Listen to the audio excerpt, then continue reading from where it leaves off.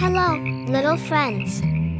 Today, we'll follow the enchanting story of a wooden puppet named Pinocchio who dreamed of becoming a real boy.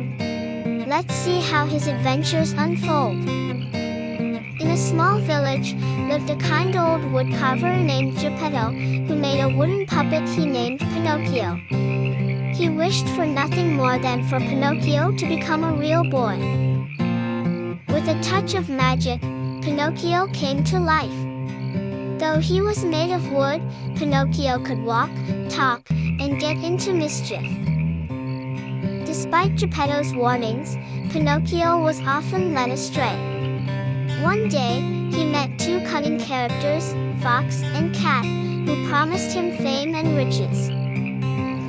Pinocchio soon learned that telling lies would only get him into trouble.